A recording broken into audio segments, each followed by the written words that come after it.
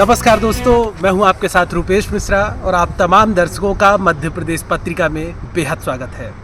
12 सितंबर से राजस्थान से शुरू हुई जनगणमान यात्रा का दूसरा पड़ाव मध्य प्रदेश पहुंचा हुआ है और दूसरे पड़ाव की यात्रा का आगाज हो चुका है। जाहिर तौर पर अपने आप में बेहद महत्वपूर्ण है क्योंकि लोकतंत्र का उत्सव है और इस लोकतंत्र के उत्सव में जनता ही माई बाप होती है। लिहाजा उन्हीं की नब्ज टटोलने के लिए पत्रिका समूह के प्रधान संपादक गुलाब कोठारी जिस वक्त हमारे साथ मौजूद हैं दूसरी चरण की यात्रा के आगाज़ में। सर, सबसे पहले तो मैं आपसे जानना चाहूँगा कि मालवा निमाड़ में भी मैं आपके साथ रहा पूरी यात्रा के दरमियान। ये दूसरे चरण का आगाज़ हो रहा है, किस रूप में देखते हैं इस यात्रा को, कैसा लोगों का रिस्पॉन्स मिल रहा है? इस यात्रा का थोड़ा महत्व अलग तरह का है।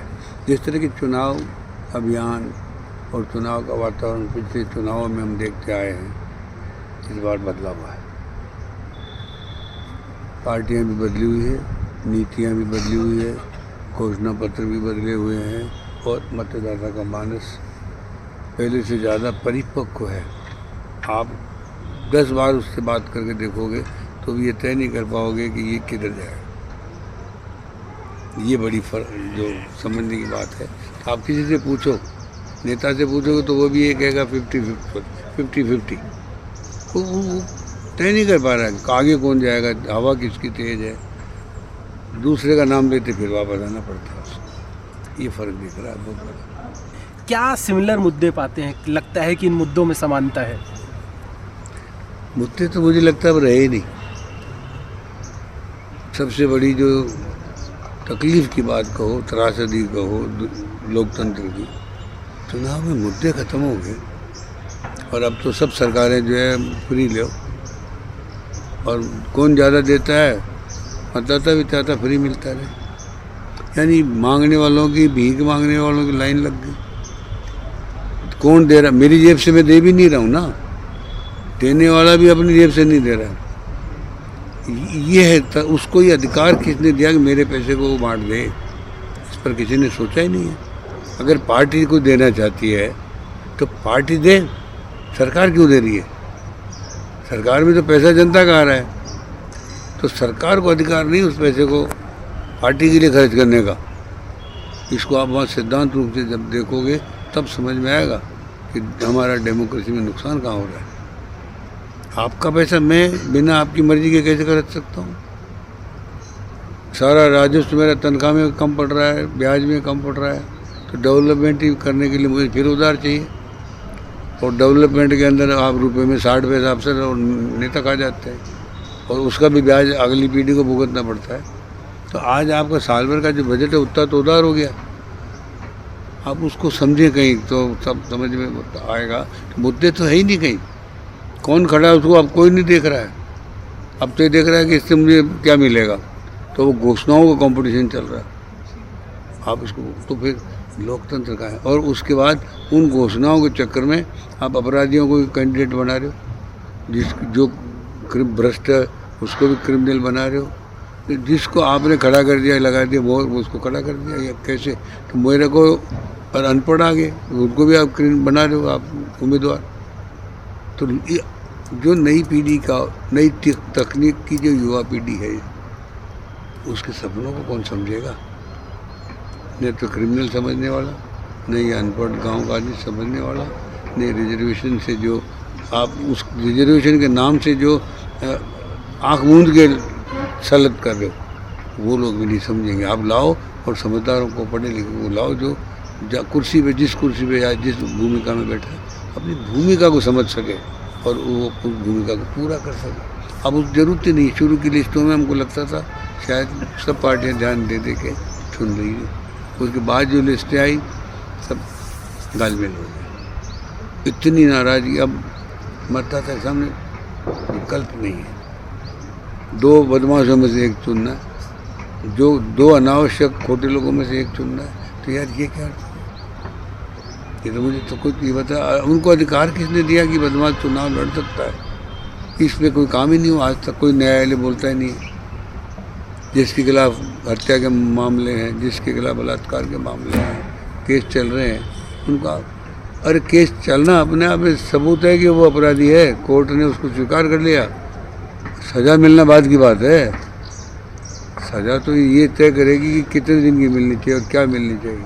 और अपराधी तो ऑलरेडी हो गया कि कोर्ट सुन रहा है उसको, उसके अपराध को लेकर के। जब तक कोर्ट फैसला नहीं दे उसको टिकट क्यों मिलना चाहिए? हमारे कोई नियम ही नहीं। तो इस लोकतंत्र में भ्रष्टाचार की वाहवाही हो रही है। आपने अपराधियों का जिक्र किया। मध्य प्रदेश में कैलाश विजयवर्गीय सहित तमाम ऐसे नेता हैं जिन्होंने नामांकन पत्र में अपने गंभीर आरोप छिपा लिए हैं। तो इसे नहीं मानते कि गंभीर आरोप को छिपाना और उस पर चुनाव आयोग के हाथ बंधे होना, कोई कार्रवाई न कर पाना, ये एक लैकुना है सिस्टम का? आप मान लो कि चुनाव आयोग भी उसी का साथ, उसी पार्टी का साथ दे रहा है या उसी टीम का पार्ट है। ये कहो ना आप सीधा सीधा, वो अपनी भूमिका अगर नहीं निभा रहा तो उस दोनों में फ़र्क क्या है? मैं तो ये सवाल ये मेरा, तो वो वहाँ क्यों बैठा है? उसके खिलाफ सरकार क्यों नहीं एक्शन ले रही? उसके खिलाफ लोग कोर्ट में क्यों नहीं जाते? उसको कुर्सी पर बैठने का अधिकार नहीं है। अगर वो अपराधी को आँख मूंद रहा है, देख नहीं रहा है, तो वहाँ बैठे हैं सब, इतने सालों से बैठे हैं। और हर चुनाव में, हर स्टेट में चुनाव आयोग आँख मूंद के बैठता है। कोई राज्य सरकार के खिलाफ बोलता नहीं है, क्योंकि उसको भी राज्य सरकार से पेट भरना पड़ता है। सरकारी नौकर है वो, उसको भी कई सुविधाएं चाहिए, उसको भी रिटायरमेंट के बाद कई पद चाहिए। तो वो सरकार की से पंगा लेना ही नहीं चाहता। कहता ठीक है जो करते करें, तो मेरा क्या, मेरी नौकरी पक्की, पेंशन मिलती रहनी चाहिए, उसके आगे उसका कोई स्वार्थ ही नहीं। सर, मध्य प्रदेश में 18 साल से लेके 39 साल तक के तकरीबन 3.25 करोड़ मतदाता हैं, जो सबसे ज़्यादा है। तो सवाल ये है कि मतदाता जो जीत और हार तय करेगा, उस मतदाता के मुद्दे ही हाशिए पर हैं प्रदेश पे। इस पे क्या कहना चाहेंगे? और ना तो युवा उतना मुखर होकर, ये युद्ध नहीं हो रहा है, आप भी समझ लो इस बात। इसमें कोई हारता और जीतता नहीं है, चुना जाता। अभी भी आप बोल रहे हो कि बंद कर दो इस शब्द को, काम मिला। चुनाव है ये, युद्ध नहीं है। कौन चुना जाएगा ये भाषा हमारे पास रहनी चाहिए। युवा, मैंने क्या कहा, आदमी को अब जितने लोग राजनीति में आ रहे हैं उनको आदमियों का दर्द नहीं है, उनको इस धरती का भी दर्द नहीं है। आज मैं आपको बताऊं कि जब एक विधायक चुन के सदन में जाता है तो सदन में जाने के बाद भी पार्टी का विधायक बना रहता है। क्यों? वो राज्य का विधायक होगा, वो सदन राज्य का है, वहाँ जाके उसकी पार्टी का नामो निशान नहीं हो सकता उसका। ठीक है, वो पार्टी की ब्लॉक में बैठेगा, पर वो विधायक उसके दिमाग में रखना पड़ेगा। आज मुख्यमंत्री मान लीजिए भाजपा का, आप कह रहे हो भाजपा का, क्यों है भाई? मुख्यमंत्री मध्य प्रदेश का है वो, मतलब कांग्रेस का मुख्यमंत्री कौन सा होगा फिर, अगर ये नहीं हुआ तो? मैं आपको एक सवाल कर रहा हूँ। अब ये जो खराब परिस्थितियाँ बन रही है लोकतंत्र में, ये बन रही हैं। मुख्यमंत्री कहता है मैं बीजेपी का हूँ, कैसे हूँ बीजेपी का? मंत्री कहता है मैं बीजेपी का हूँ, कैसे हो? आप फाइनेंस मिनिस्टर हो तो किसके हो? राज्य के हो। वो राज्य का बन के काम नहीं कर रहा, वो बीजेपी का, कांग्रेस का बन के काम कर रहा है और सामने वाली पार्टी की घंटी बजा रहा है। ये जो लोग, ये जो कार्य, ये क्षेत्र है ये कांग्रेस का, में यहाँ कोई डेवलपमेंट नहीं होगा। अरे भाई उसके लिए कोई मुख्यमंत्री मंत्री दूसरा आएगा। ये जो सबसे बड़ी जो नुकसान हो रहे हैं लोकतंत्र में, इसको, ये कीड़ा नहीं है, ये कैंसर है लोकतंत्र के। जब आप इस बंद कर दो सोचना कि मैं तो इतने से ग्रुप का मेंबर हूँ, कैसे हूँ सदन में बैठने का? देखो वो सदन प्रदेश का है, संसद देश की है, MP वो देश का है। कल आपके रेलवे मंत्री जी कह रहे हैं कि मैं तो भाजपा हूँ, कैसे कह सकते हैं? दूसरी पार्टियों के, दूसरे लोगों के, गैर राजनीतिक दलों के, उनके रेलवे मंत्री दूसरे आ जाएंगे। इसको तो ये धारणा बाहर निकल गई, तो उसका उसी का नुकसान है ये कि आज जो है बागी खड़े हो रहे हैं अपने ही पार्टी के उम्मीदवारों से लड़ने के लिए। बागी खड़ा हो रहा है सामने, क्यों? तो उसको पार्टी बड़ी नहीं लगती, हार जाए पार्टी साली मेरे, जितना मैं चाहता हूँ बस। तो पहली बात तो वो प्रदेश का नहीं रहा, जीतने के बाद भी पार्टी का हो गया, और अब पार्टी का भी नहीं रहना चाहता, वो खुद जीतना अपने लिए चाहता है। पार्टी वाले को हरा दो, मुझे टिकट नहीं दिया ना आपने, मत दो, मैं इनको हरा दूँ। ये जो इससे ज़्यादा गिरावट क्या आएगी भाई? तो मेरे लोकतंत्र को हम देखें जड़ें खत्म। हो रही है, थोड़े दिनों में सूखते हुए पत्ते दिखेंगे आप। इसमें आप भी इसी तरह से मीडिया को आगे सोचनी चाहिए। सर, आधी आबादी के मुद्दे, चूँकि महिलाओं का जिक्र हमेशा से होता है, लेकिन आप स्टार प्रचारक देखें, प्रत्याशियों की सूची देखें, उसमें जिस प्रकार से बात की जा रही थी तवज्जो देने की, वो आपकी नज़र में क्या है? वो तवज्जो दी जा रही है या अभी भी हासिल पर है? ये सब कागजी कार्रवाई है। पहली बात तो आप ये समझ लो, पिछली बार भी हम जब गए थे, आप साथ थे, इनको पूछो, महिला सरपंच पति आ रहे हैं बात करने के लिए, तो आपने महिला को सरपंच क्यों बनाया अगर उसके पति को बात करनी है तो? और समाज स्वीकार कैसे कर रहा है कि मेयर का पति बात करने आ रहा है?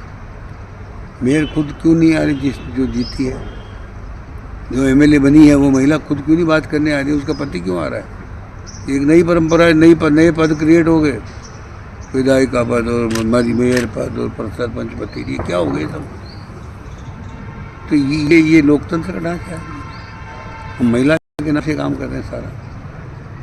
तो फिर महिला को आप कहीं भी ले जाकर जिता दो, फाइल में नाम महिला करेगा, काम क्या कर रही हो, कौन करने दे रहा है हमको? और कोई सीरियस नहीं तो सबको सीरियस होना पड़ेगा, तीनों उपायों को सीरियस होना पड़ेगा, खाली विधायक का ही नहीं है, इसमें न्यायपालिका और प्रशासन को भी उतना ही सीरियस होना पड़ेगा। तब ये लोकतंत्र के हित को देखना पड़ेगा। अब ये एक नमूना देख ले लाडली बहना का, 50% महिलाओं का वोट है। अब सामने वाले कितना ही माथा फोड़ी कर ले, कितनी योजना लगा दे, इसे 50% को धक्का लगा दे। तो ये तो सीधे वोट महिलाओं का मतलब ये है कि ताकत लगी। फिर 50% में से 40% ने वोट दे दिया तो वैसे तो कौन ही ला लेगा? महिला को हम अभी तक बहुत अंडरमाइन करते हैं, समझ ही नहीं रहे महिला की ताकत क्या है। तो भी नकली नारा है, क्योंकि ये भी जो सजा है, ये हिंदुस्तान में महिला को देवी मत पूजा जाता, दिव्य आत्मा है वो, समाज का वो निर्माण करती है, परिवार का निर्माण करती है। हम उसको भोगने में लगे।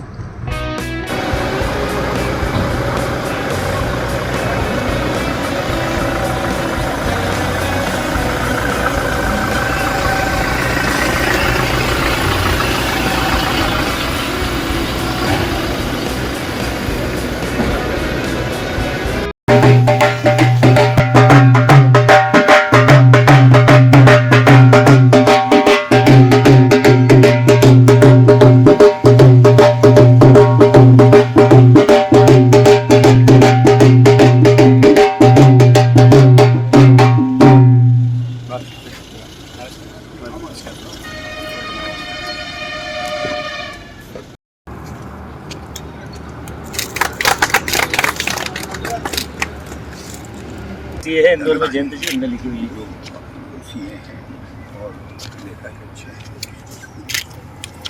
विभिन्न आयोजन में अपनी सहभागिता बखूबी निभाते हैं आदरणीय योगदान करते हैं। दोनों स्वागत। इसी क्रम में एडवोकेट साइज से भी हमारे ऊंचाई प्रदान करते हैं।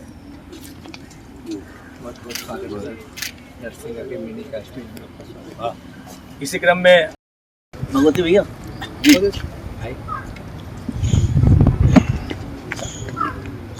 आदरणीय भगवती जी शर्मा इस्लामिक इसका बहुत अच्छा है।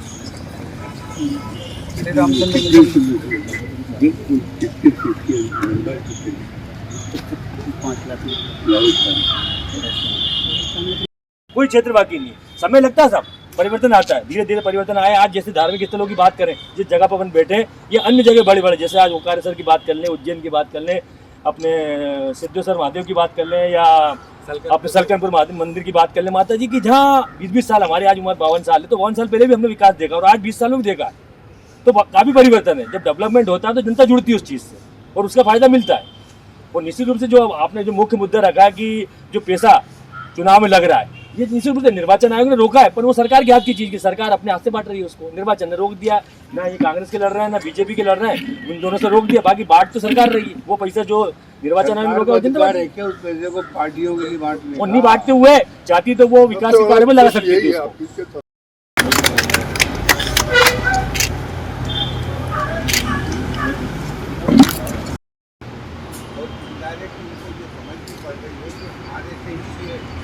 सर कैसा मतदाता भी अलग अलग वर्ग में है, तो जो गरीब और जो ऐसे मतदाता है वो पैसे से या इस तरह से लालच से प्रभावित होकर जो लालच देता है उसको वोट दे देते हैं।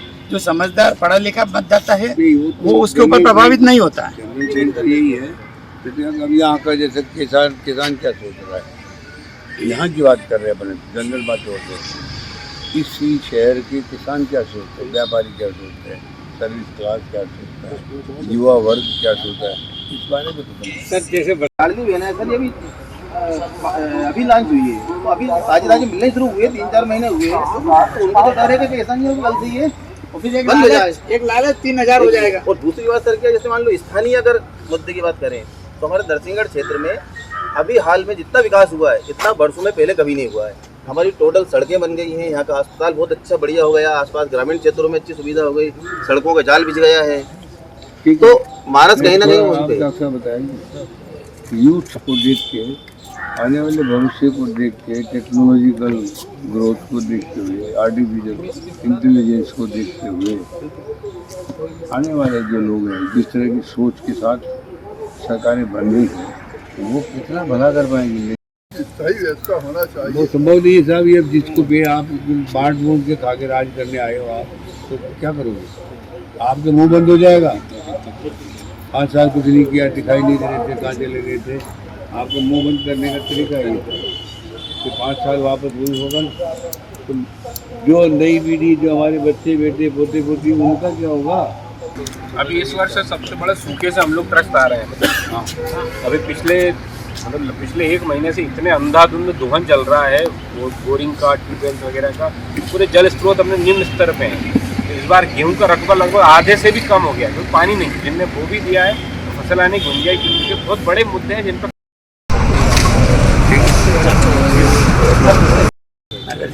अच्छी बात। अगर सर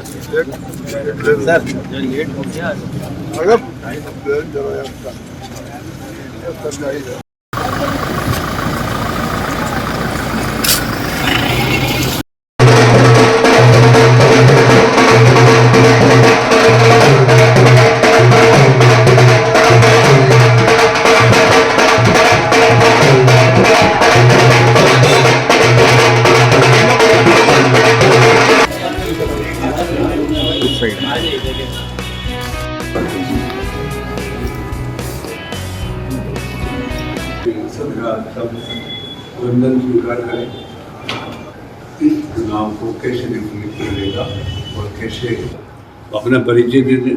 आपस में एक दूसरे को कटाक नहीं करें, माफ़ करना हो, यहाँ सब कांग्रेस के भी होंगे, बीजेपी के भी होंगे, एक दूसरे के खिलाफ हम नहीं बोलें, निश्चित रहे। और जो बात करें हम सीधी मेरे से करें आपस में, भाई ऐसा क्यों बोल दिया, ऐसा करने की जरूरत नहीं है। मैं सुखद वातावरण में संवाद करना चाहता हूँ, पर वो बनाए नहीं। आज के हालात हैं, पिछले 5 सालों में जो हमने देखा कि बेरोजगारी, महंगाई ये तो अपनी जगह है, लेकिन जो तरीका हो गया है, अभी इसका रिसेंट उदाहरण है, आपके अखबार में भी उसे काफ़ी आया था प्रमुखता से। तो केंद्र सरकार ने जब से जीएसटी लगाया है, जीएसटी जो लगा है उसमें इतनी भ्रांतियां हैं साहब कि देश ने कानून बनाया जीएसटी, वो कानून तो 50 के पन्नों का है, वो जो अमेंडमेंट है वो 600 पन्नों के हैं। तो व्यापारी इतना परेशान है, हर 2 महीने में एक नया अमेंडमेंट आ जाता है। व्यापार करे कि अपना इन सब चीज़ों को देखता रहे, तो इससे कुछ व्यापार प्रभावित हो रहा है। नया मॉडर्न ट्रेंड का व्यापार आ गया, तो जो छोटे तबके के लोग हैं, जो मिडिल क्लास के, यहाँ पे जगह ब्यावरा एक रूरल इलाका है, यहाँ के व्यापारियों को बहुत तकलीफ हो रही है। तो हम व्यापारी लोग भी चाहते हैं कि सरकार, कोई भी सरकार बने, चाहे वो बीजेपी बने, कांग्रेस बने, लेकिन व्यापारियों को हित को भी ध्यान में रखना चाहिए। मैं लक्ष्मीनारायण पिछले 30-35 साल से ब्यावरा में रह रहा हूँ, व्यापार कर रहा हूँ। मूल रूप से खेती बाड़ी से जुड़ा हूँ।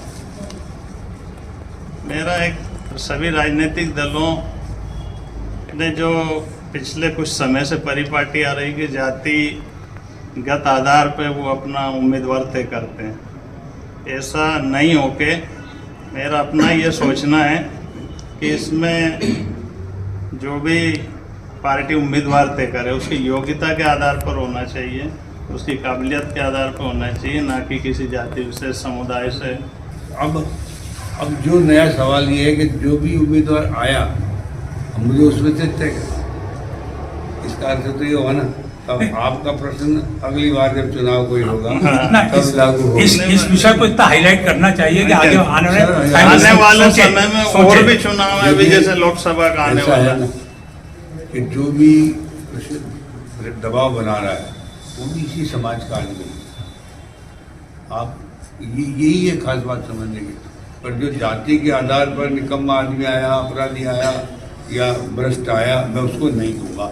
ये तो आप वोट डालने वाला तय कर सकते हैं। उसमें मतदाता की मानसिकता में कुछ परिवर्तन आ रहा है, कुछ उम्मीदवारों की मानसिकता में भी परिवर्तन आ रहा है और कुछ राष्ट्रीय दलों की भी मानसिकता में परिवर्तन आ रहा है।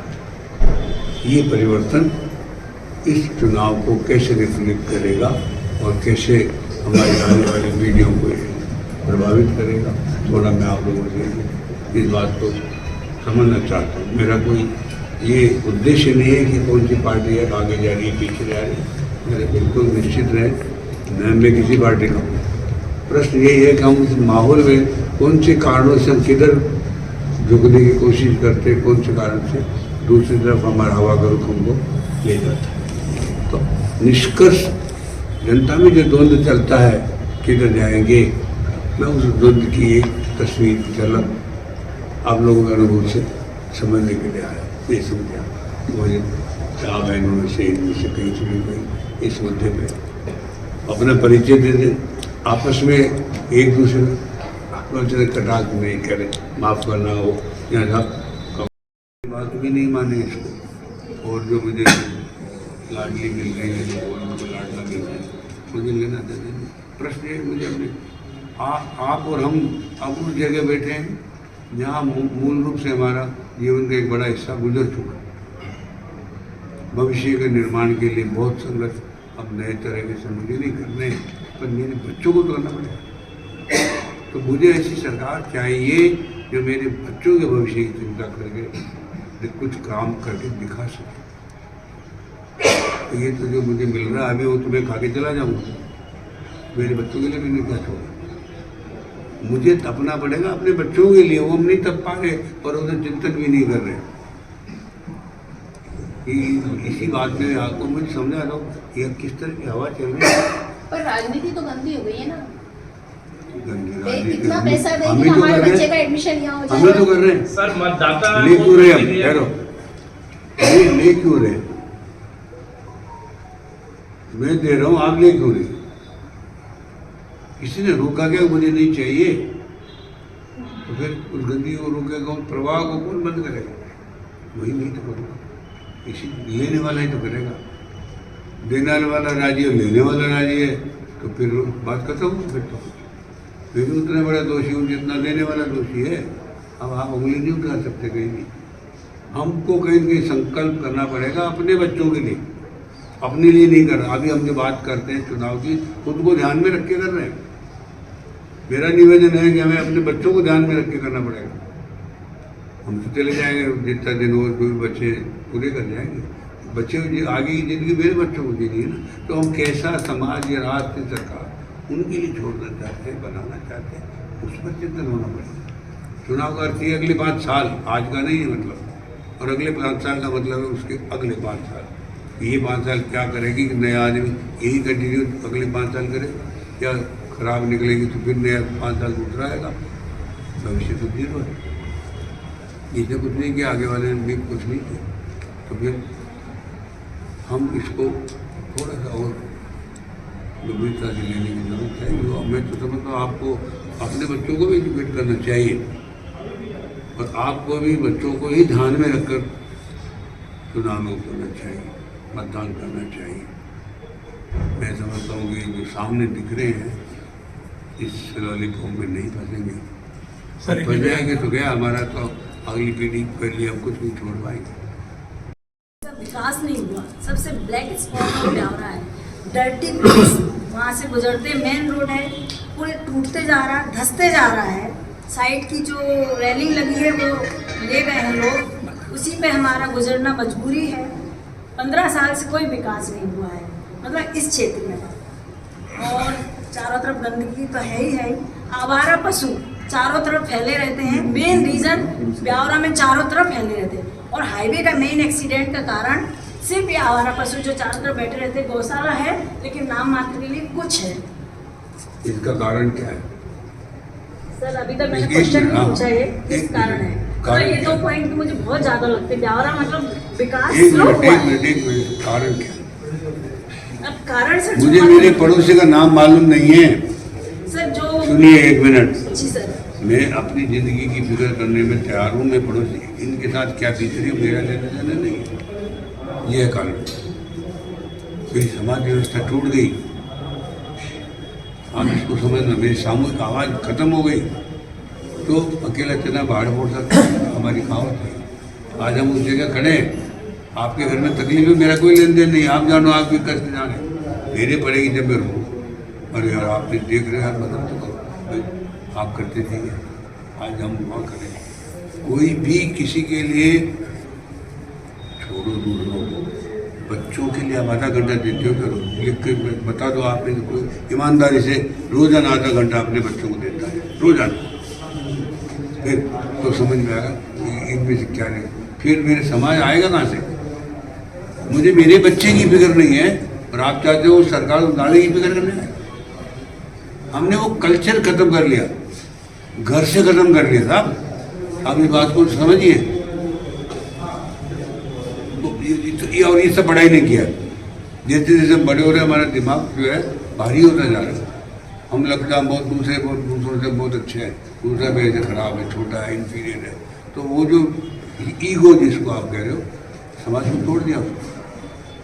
ये जितने ज़्यादा पढ़े लिखे वो देखो, वो बाकी लोगों को हिंदुस्तानी नहीं बनते। वो आज भी अंग्रेजों जैसे जीना चाहते हैं, वैसे खाएंगे, वैसे पहनेंगे, वैसे जी रहे। समझे हम कहाँ टूट रहे हैं? 75 साल में हमने पढ़ाई से केवल अंग्रेज पैदा किया, हिंदुस्तानी एक पैदा नहीं किया।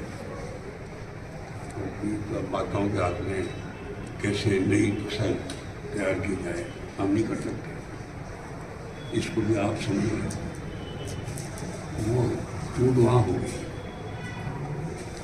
इसको ये समाज क्यों बिखरा है? यहाँ आके सवाल का उत्तर मिलता है, और कहीं नहीं मिलेगा इसको उत्तर। आपको परिवार को फिर से बांधना पड़ेगा। वो मुट्ठी आप छोड़ कैसे हो सकते आप?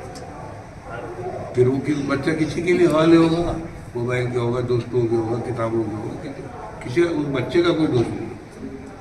या तो आप पकड़ लो या फिर कोई भी पकड़ लो, उड़ गया चिड़िया का बच्चा, पंखाया उड़ गया, फिर आपको वो रास्ता दिखेगा।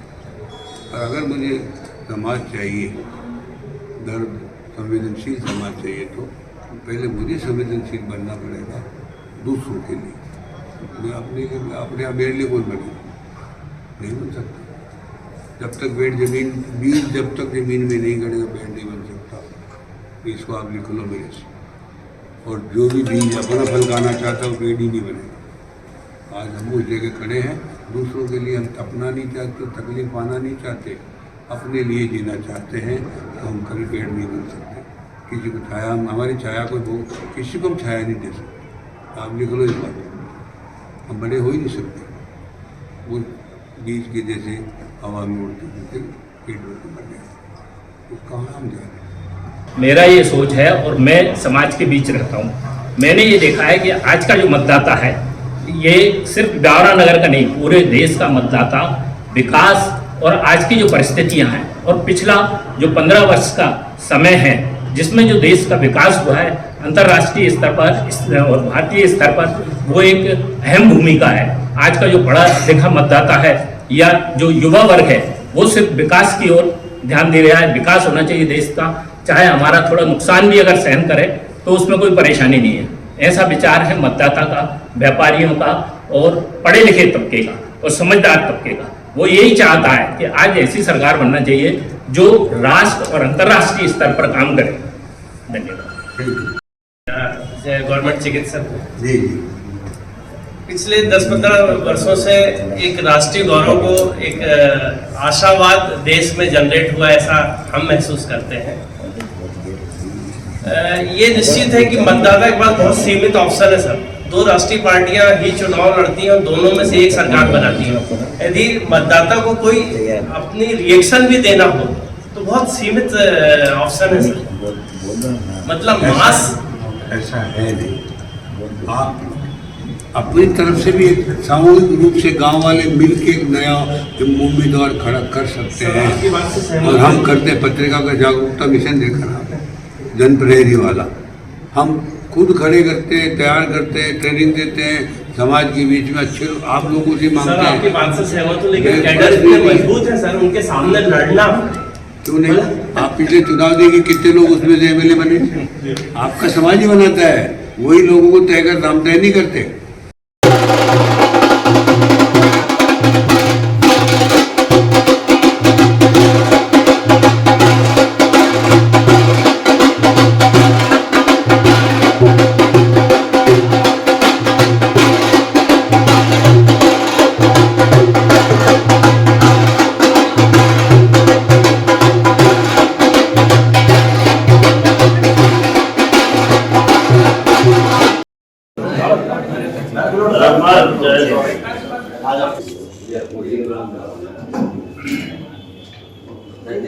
उस दिन क्या हुआ था, जा रही है, किधर जा रही है, क्यों जा रही है, क्यों नहीं जा रही है, थोड़ा मैं उसको आप लोगों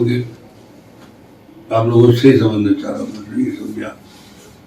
देखिए सर, महिला वर्ग को अभी वैसे भी टिकट तो कम मिले, जैसे कहते थे ये लोग कि हाँ देंगे बराबर से, परंतु मेरे ख्याल से किसी पार्टी ने नहीं, हाँ जितना सोचा था वैसा ज्यादा महिला को करने का तो वो दिया नहीं। जनता ने कांग्रेस को समर्थन दिया था। 3 सीट हम पहले भी जीते थे और गुना सिंधिया जी का था। कभी मैं 77 में NSBI प्रेसिडेंट था, तब से मतलब मुझे अपना अनुभव हुआ कि मैंने देखा हूँ। कभी भी उन्होंने कांग्रेस के किसी भी निष्ठावान व्यक्ति को मैदान में आए, मैं तो ये कहूँगा पहली बार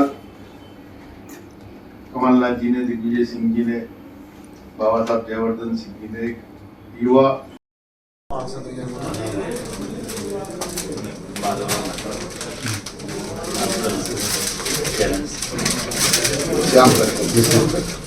आप आए थे, पहले भी मुलाकात हुई थी। बहुत सारा मैं आपके साथ पत्रिका के प्रधान संपादक डॉक्टर गुलाब कोठारी जी से आपकी मुलाकात हुई, वो जनगण मन यात्रा में लोगों की नब्ज टटोल रहे हैं, लोगों के मुद्दे जानने की कोशिश, क्या बातचीत रही और क्या कहना चाहेंगे? मैं राजन सिंह सलूजा, पूर्व विधायक, पूर्व नगर पालिका अध्यक्ष, कोठारी साहब से बहुत अच्छी भेंट हुई है। पूर्व में भी कोठारी साहब गुना आए थे, जब भी हमारी बहुत अच्छी भेंट हुई थी।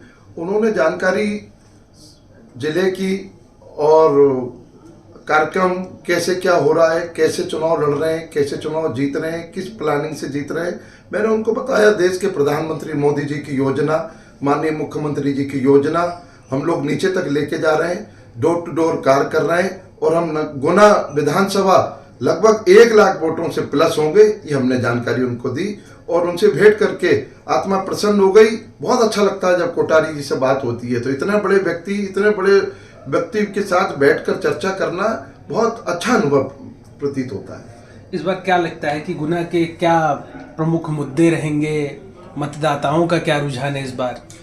मैं आपको अनुरोध करना चाहता हूं, देश के प्रधानमंत्री परम सम्माननीय मोदी जी की योजनाएं, किसानों के लिए काम किया, देश के लिए काम किया।